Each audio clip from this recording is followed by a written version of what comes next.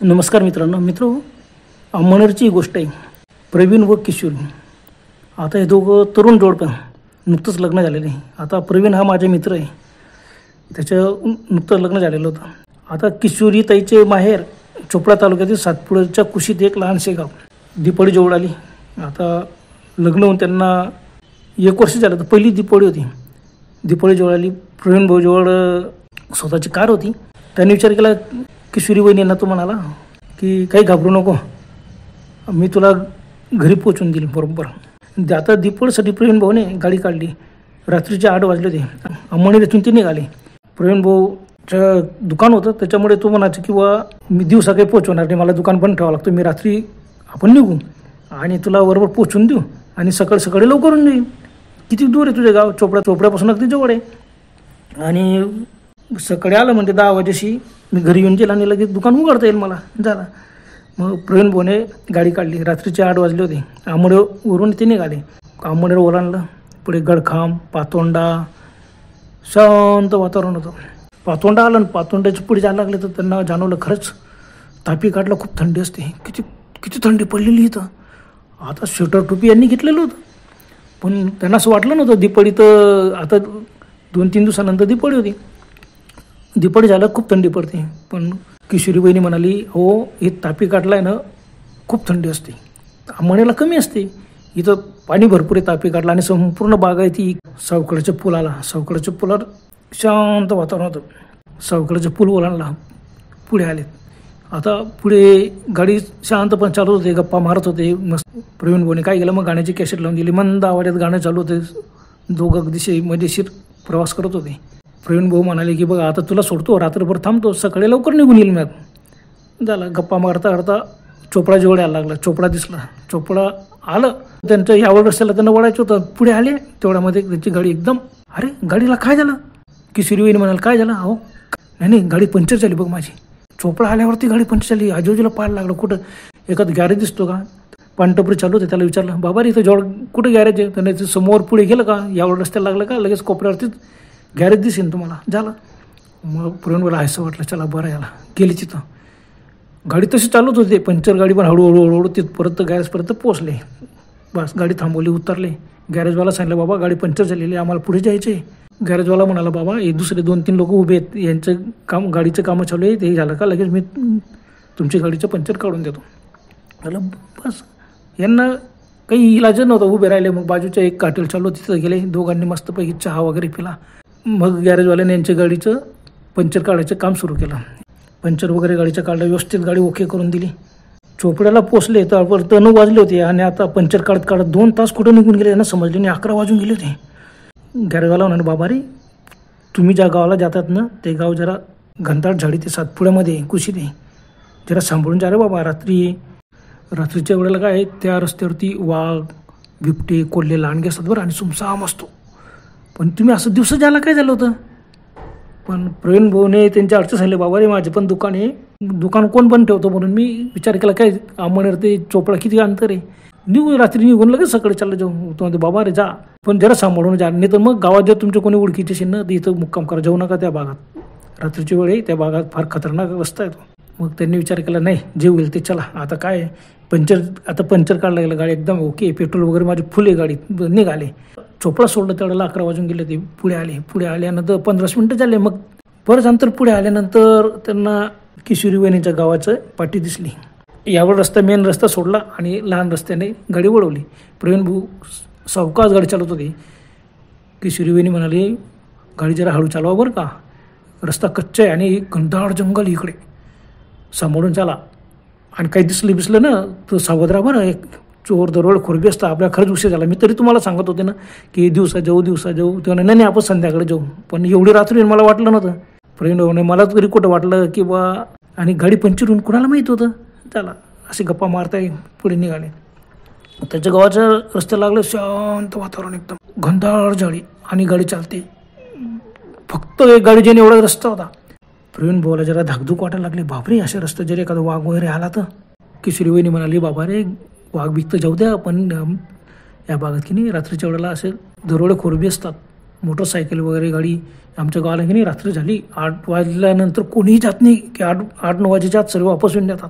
प्रवीण म्हणा बा एवढा रस्ता चांगला असताना काय घाबरतात लोक, बस घासी गप्पा मारते चालताय.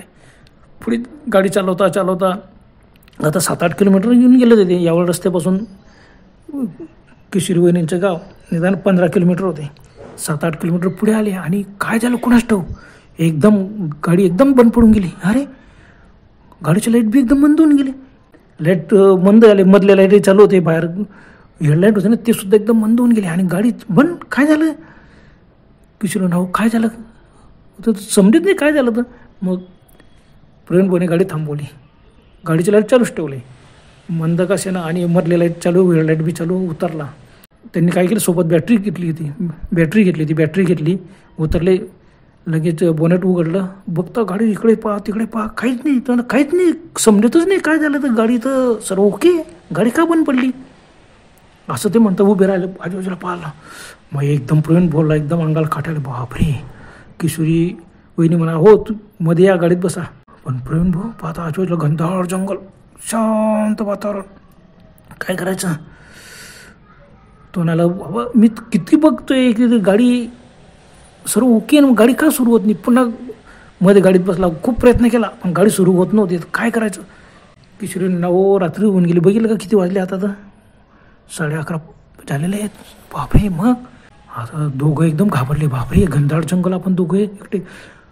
आणि गाडीचे मस्त दरवाजे उघडे करून दिले होते त्यांनी दोघं साईडचे.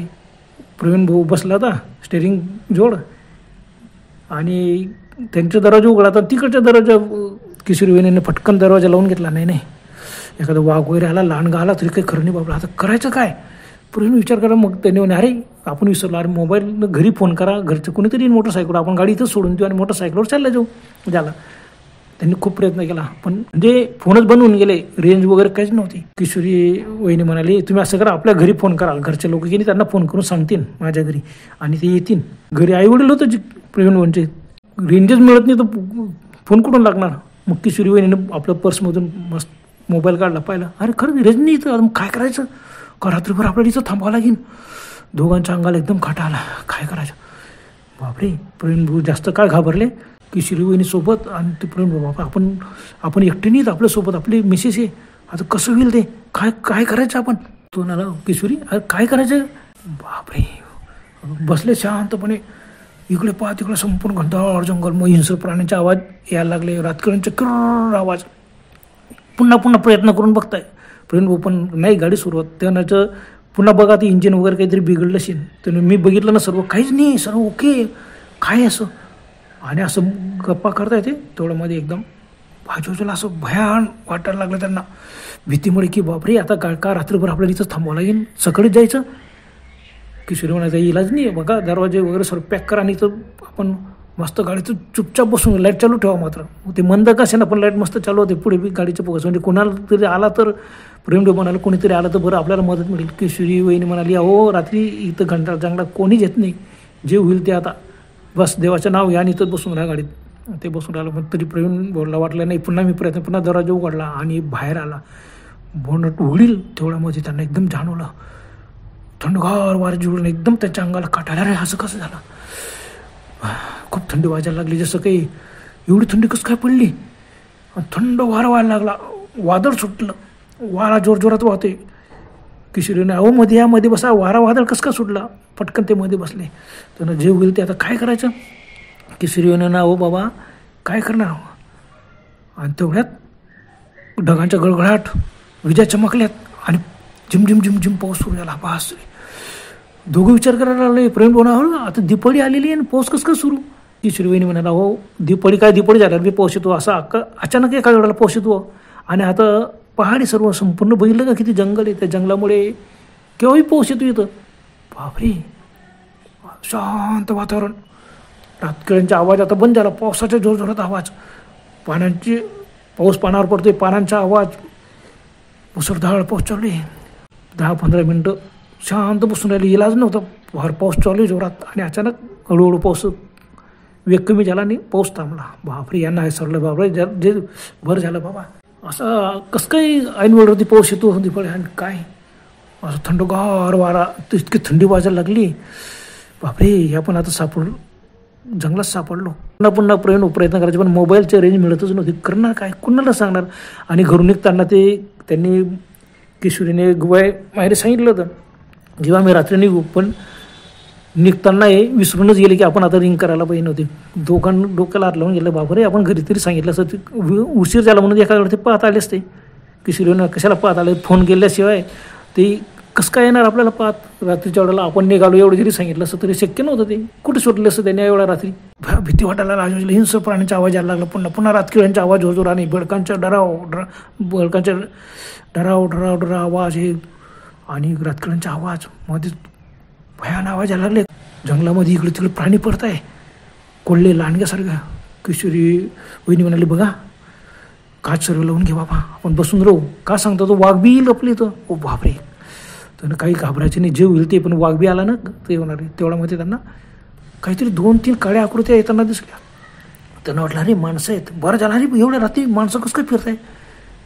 आणि गाडीच्या पाठीमागून येत होते ते. पाहिलं मागे अंधारामध्ये मस्त येत आहेत ते कोणतरी आकृत्या येत आहेत. बाबा आकृत्या आहे का माकडे आहेत. आणि यांनी आरोळी मला हो कोण आहे. तेवढ्यामध्ये त्या एकदम जंगलामध्ये नाहीसा गेल्या. बापरे कोण आहे. प्रवीण भाऊ म्हणाले नाही नक्कीच ते माकडं वगैरे असतील. तरी वहिनी नाव कोण माकडं रात्रीच्या वेळा कुठं माकडं रस्ता धरून फिरतं का. ते मस्त रस्त्यावरून चालत माणसासारखे. तुम्हाला एवढं समजलं नाही का माणसासारखे. अहो नाही अंधार किती अंधारामध्ये माकड होते का माणसं होते. किशोराव अंधार अगदी त्या गाडीच्या अगदी जवळून गेले. 2 पायावर होते ना ते. जाऊ द्या झालं. बसली विचार करत इकडे तिकडे पाहत आहे काय करायचं एवढ्यामध्ये. काहीतरी सायकलच्या घंटीचा आवाज आला. अरे सायकलच्या घंटीचा आवाज येतोय. समोरून बघतात हिरड्याच्या प्रकाशात समोरून एक मनुष्य येत होता. सायकल चालवत येत होता. सायकल चालवत आला. यांनी लगेच यांना हसं वाटलं अरे बापरे एवढं सायकल चालवत हा एवढं रात्री कसं काय 12:30 होत आहे. तो सायकल चालव यांच्या गाडीजवळ आला. त्याने सायकल उभी केली. उजाळामध्ये यांनी पाहिलं गाडीच्या उजाळात मस्त पॅन्ट शर्ट घातलेला मनुष्य होता 50शीचा असं दिसेल. डोक्यावर मस्त टोपी घातलेली ती फक्त थंडीची. स्वेटर वगैरे नव्हतं त्याच्या अंगावर. बस पांढरा शर्ट पांढरी पॅन्ट आणि गाडीच्या जोडाला. आता त्याने असं मध्ये पाहिलं ढुंकून. आता तो मनुष्य एकदम शांत सौम्य वाटला. तो भाऊ काय झालं गाडी का बंद पडली. प्रवीण भाऊला असं वाटलं की शिरविनीनं प्रवीण भाऊ फटकन दरवाजा उघडला बाहेर आला. अरे बाबा माझी गाडी काय झालं समजत नाही बंद पडून गेली नाही. तू म्हणाला भाऊ एवढ्या रात्री कशाला आली या रस्त्याने. अहो हा रस्ता चांगला नाही आहे. हिंस्र प्राणी असता भयानक रस्ता आहे हा. तुम्ही याला नको होतं. तर ना काय करा आम्हाला काय माहिती. मग तो ना काही घाबरू नका गाडी का बंद पडली मी बघतो. प्रवीण म्हणावर तू सायकलवर येणारा मनुष्य तू कसं काय बघतो. तुला समजतो काय तो ना घाबरू नका मी गॅरेजवाला आहे. मी बरोबर बघतो गाडीचं काय खराब वगैरे झालं नाही. दोघांना एकदम हसं वाटलं. बाबा रे ते येशील रात्रीच्या वेळेला कोणतरी देवदूतच भेटला.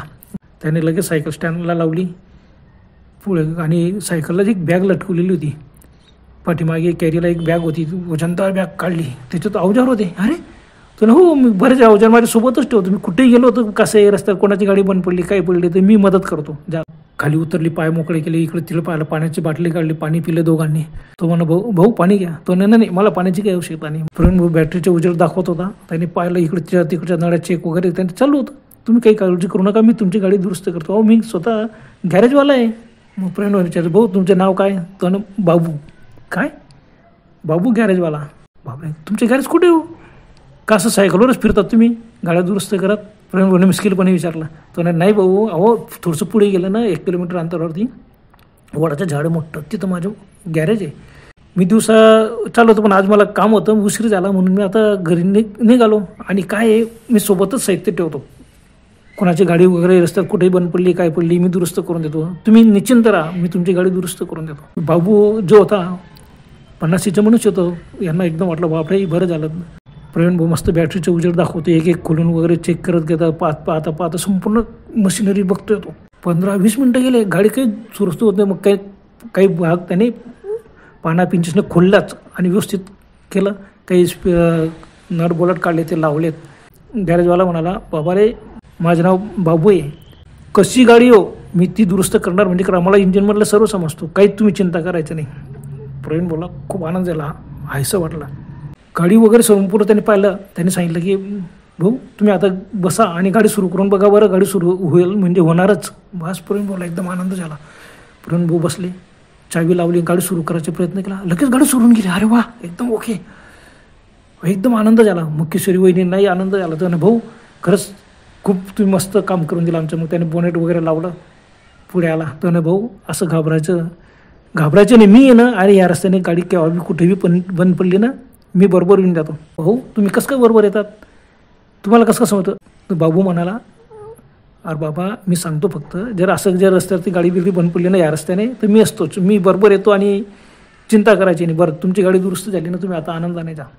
बाबू गॅरेजवाला होता, त्याने आपली बॅग सर्व सामान ठेवला, सायकलच्या कॅरीला ती बॅग लावली, सायकल स्टँडवर काढली. प्रवीण म्हणे, हो पटकन दरवाजाकडून उतरले आणि खरंच तुमच्या पाया पडतो मी, खरंच तुमच्या पाया पडायला पाहिजे. आणि प्रवीण भाऊ झुकला आणि पाया पडायला लागला. तो एकदम मागे सरकून गेला. तो नाही माझ्या पायाने पडायचा. प्रवीण बोला, तरी वाटलं की पाय नाही दिसले, पॅन वगैरे होती. तुमचं खरंच पाया पडायला पाहिजे, केवढं घनदाट जंगल आहे ना, आमची गाडी बंद पडून गेली होती. तुम्ही आले नसते ना तर माझं काही खरं नव्हतं बाबा, आम्हाला रात्रभर असंच कळावं लागलं असतं, काय झालं असतं काय नाही. तर काहीच झालं नसतं, फक्त गाडीत तुम्ही बसले असते शांतपणे आरामात. सकाळी तुम्ही कोणी तुम्हाला भेटलं असतं. भाऊ तुम्ही आज मला भेटलेत आणि माझी गाडी दुरुस्त करून दिली भाऊ एवढ्या रात्री. खरंच 1 वाजून गेला आता. मग प्रवीण भाऊ म्हणाले, किती पैसे झाले. तर नाही मी पैसे वगैरे येत नाही. मग प्रवीण भाऊने पाकिटातून 500ची नोट काढली आणि त्याला दिली, हे घे 500 रुपये बाबा.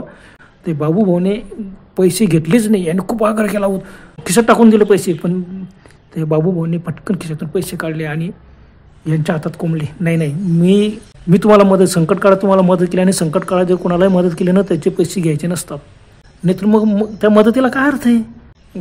गाडीला आणले, रिपेअर केली, त्याचे मी पैसे घेतो, पण असा संकट काळात जो सापडला ना त्याच्याकडून मी पैसे घेत नाही.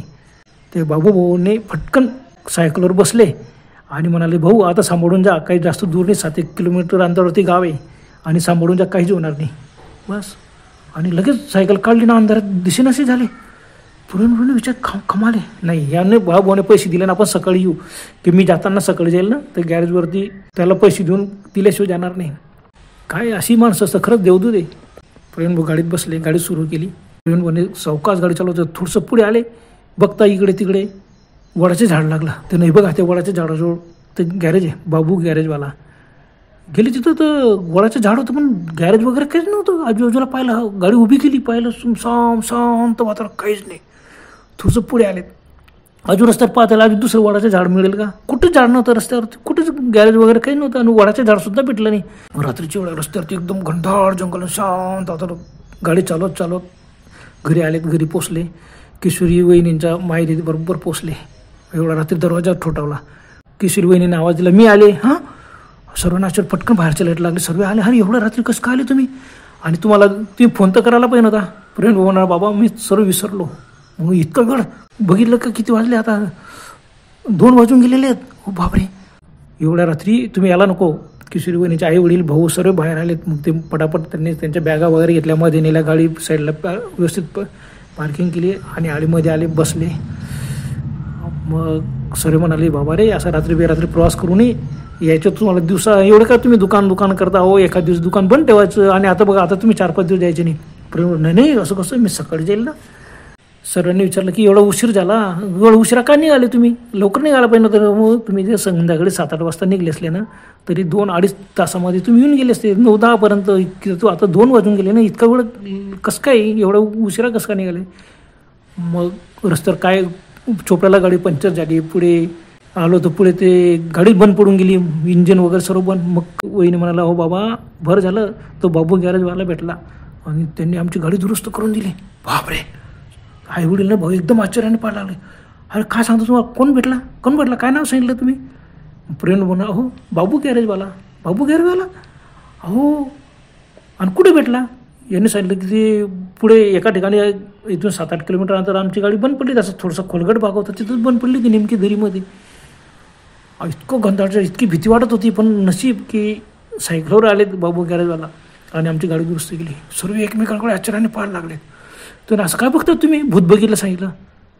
मग किशोरी वहिनींचे वडील म्हणा, हो जावई बापू, अहो ते भूतच होतं. काय, बापरे.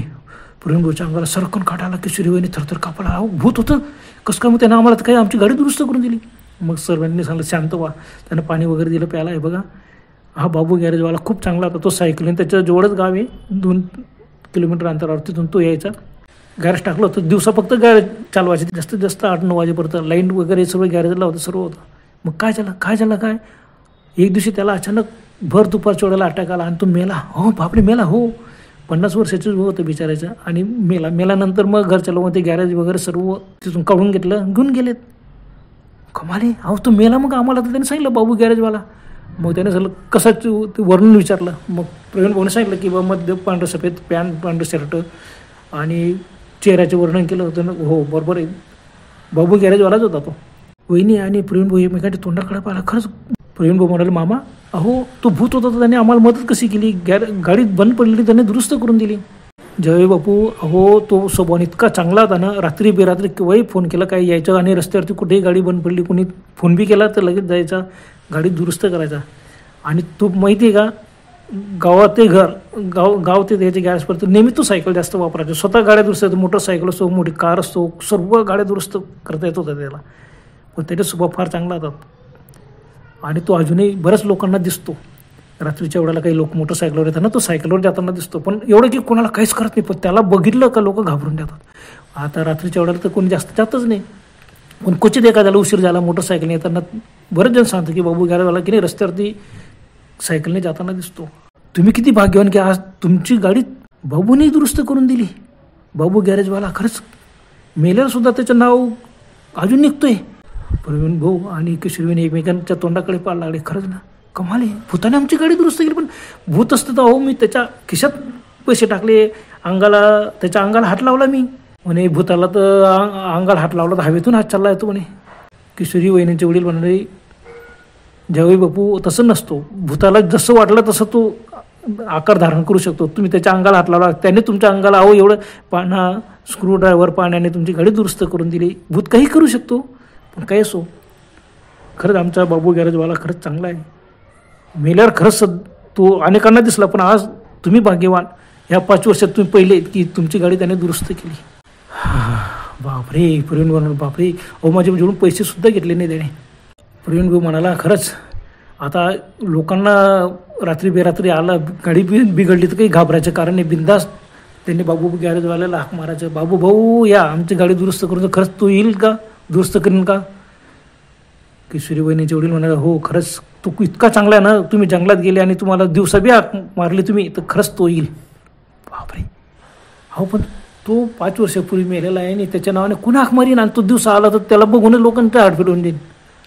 नशीब आम्हाला माहीत नव्हतं. किशोरी म्हणाले, मलाही माहीत नव्हतं की इथं रस्त्यावरती गॅरेज आहे. आता लहान गाव होतं तरी किशोरी बाया माणसांना एवढं काही माहिती नसतं कुठं गॅरेज आहे, कोण गॅरेजवाला मेला, कोण दुकानदार, थोडं बाया माणसं लक्ष ठेवतात. तसं किशोरी वहिनींना काहीच माहीत नव्हतं. त्याला बघून लोक एवढे घाबरतात की गाडी थांबवत नाही, सीधं गाडी काढून आणतात आणि सांगतात की आम्हाला बाबू गॅरेजवाला दिसला, सायकलवर जात होता, येत होता, वडाच्या झाडाजवळ उभा होता. बापरे, सायकल लावलेली होती आणि तो वडाच्या झाडाजवळ उभा होता. अनेकांनी तर रात्रीची बेरात्री त्याला पाहिलेलं आहे. आणि 8-9 वाजेपर्यंत बऱ्याच लोकांना उशिरून जातो की अर्जंट काम येतं, कोणाला जावं लागतं चोपड्याला, तर बऱ्याच जणांनी त्याला पाहिलेलं आहे या 5 वर्षात. दुसऱ्या दिवशी सकाळी प्रवीण भाऊ निघालेत, रस्त्यावर आलेत, बस पाहिलं वडाच्या झाडाजवळ गाडी उभी केली आणि यांनी सांगितलं, सर्वांनी सांगितलंच होतं की रस्त्यावर एकही वडाचे झाड लागणार नाही. प्रवीण भाऊ आले रस्त्यावरती, फक्त ते एकच वडाचं झाड होतं, तिथं आले.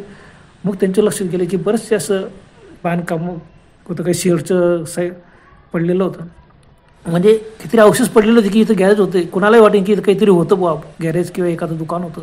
खरंच ते अवशेष होते. आणि प्रवीण भाऊचं लक्ष केलं, असं पाठी पडलेली होती, त्याच्यावर लिहिलं होतं बाबू गॅरेज. उतरून सर्वकडे फिरत होते, पाहिले त्यांनी, फोटो वगैरे घेतले, हात जोडले की खरंच बाबू भाऊ, खरंच तू खरंच देवदूत आहे, तू भूत नाही, तू देव आहे, देव. बस अगदी मनापासून नमस्कार केला. प्रवीण परत गाडीत बसले आणि त्याच वेळेला एकदम थंडगार हवा आला. सकाळच्या वेळेला हवेची झुळूक. कारण असं काय आजूबाजूला बघितलं, असं वाटलं की बाजूला कोणतरी मनुष्य उभा होता आणि तो एकदम त्यांच्या बाजूने निघून गेला. इकडे तिकडे सैरभैर पाहत होते, शांत वातावरण, घनदाट जंगल. आणि काहीतरी त्यांना पुन्हा जाणवलं. पुन्हा गाडीत बसले, चला गाडी सुरू करू. सकाळची वेळ 9 वाजले होते, फक्त 9 वाजले होते. आणि गाडीत बसले, गाडी सुरू केली आणि यांचं लक्ष गेलं वडाच्या झाडाजवळ ते बाबू भाऊ उभे होते, पांढरी पॅन्ट, पांढरा शर्ट. यांना बघून ते हसले ना, हात दिला. प्रवीण फटकन गाडी उभी केली. पुन्हा थांबवली. अरे याला भेटू आता, काय असो भूत असो, काय भूत नसलं तरी खतरनाक नाही, देवदूत आहे तो, देव आहे खरंच, भूत नाही तो. पण गाडी उभी केली, उतरले, बघता तो तोपर्यंत तो गायब होऊन गेला. आजूबाजूला पाहतो सगळीकडे काही नाही. त्यांनी मोठमोठे आरवडले, बाबू बाबू भाऊ, बाबू भाऊ. काही उत्तर आलं नाही. त्यांना खूप आनंद झाला की चला दुसऱ्यांदा आपल्याला बाबू भाऊंनी आपल्याला दर्शन दिलं, चला देवदूत येतो, भूत नाही. बस गाडीत बसले आणि सरळ पुढे रस्त्याला लागले. चोपडा अम्मण्या घरी आले.